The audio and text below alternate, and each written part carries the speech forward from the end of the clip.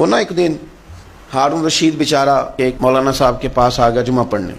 تو ہم پر بھی بعض بندے اثر کرتے ہیں. میں مدرسے کے طالب علموں سے کہتا ہوں کہ 100 بندے تمہارے پاس آئے ہیں نا, بات سنیں, ایک تمہارا مخالف ہے, تمہیں پتہ چل گیا ہے, 99 پیار کرنے والے, وہ ساری تقریر مخالف پہ کر دیتے ہو. وہ تو ایک کیا, تو باقی 99 کی کیا غلطی ہے؟ وہ تو دین سیکھنے آئے ہیں, چھوڑو اس کو. ویسے بھی ایک بندہ اگر اس طرح کا ہو تو بندے کو نظر نہیں لگتی. تو آپ مہربانی کر ساری تقریر فوکس اسی پہ کر دیا. یہ انداز تو وہ ہارون رشید آ گیا جمعہ پڑھنے. تو اب کچھ لوگ ہمیں بھی مشورہ دیتے ہیں کہ تیا پانچا کر دیں آپ, اگر کسی نے بات کیا نا تو حد کر دیں. بھائی اس کا لہجہ ہے, اس نے اس طرح بات کر لی, وہ لہجہ کہاں سے لائیں ہم؟ وہ وہاں کیسے اتریں گے جو بات اس نے کی تھی؟ اگر کوئی بندہ غلیظ زبان استعمال کرتا تو ہمارے پاس تو ہے ہی نہیں, کہاں سے لائیں؟ حضرت عیسیٰ علیہ السلام گزر رہے تھے تو ایک بندے نے گالیاں دینی شروع کر دی. معاذ اللہ, استغفر اللہ, نقل کفر, کفر نباشر. وہ گالیاں دے رہا ہے, جناب عیسیٰ دعائیں دے رہے ہیں. تو ایک بندے نے کہا حضور وہ گالی دے رہا ہے, آپ دعا دے رہے لگے ہیں. تو فرمانے لگے میرے اندر جو سٹاک ہوگا وہی باہر آئے گا نا. ابھی تک گالیوں کا سٹاک ہی کوئی نہیں تو میں کہاں سے نکال کے لاؤں؟ اس کے پاس جو ہے وہ باہر آ رہا ہے اور میرے پاس جو ہے وہ باہر آ رہا ہے.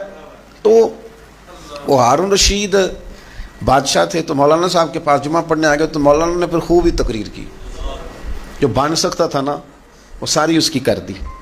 قابو جو آ گیا تھا بیچارہ, جو اس سے ممکن تھا نا. آپ تبلیغ بھی کریں تو ادعو الی سبیل ربک بالحکمہ, دانائی کے ساتھ بات کریں گے آپ. ہاں کو بندہ گستاخ ہے, بے ادب ہے, تو وہ معاملہ اور ہے, لیکن گناہگار کے حق میں آپ اتنا سخت نہیں ہوں گے, اس کو آپ نرمی سے. تو ہارون رشید پوری تلخ تقریر کی مولانا نے. وہ بس وہ جاہو جلال میں آ گئے, قابو آ گیا نا, جو ہو سکتا تھا کیا.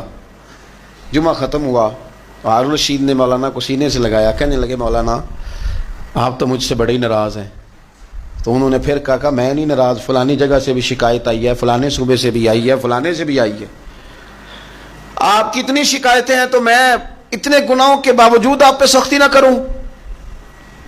تو ہارون رشید سیانے آدمی تھے, انہوں نے پھر سیانی بات کی. کہنے لگے میں فرعون جتنا گناہگار تو نہیں نا. تو وہ مولانا کہنے لگے اللہ معاف کرے, میں نے آپ کو فرعون کہا کب ہے؟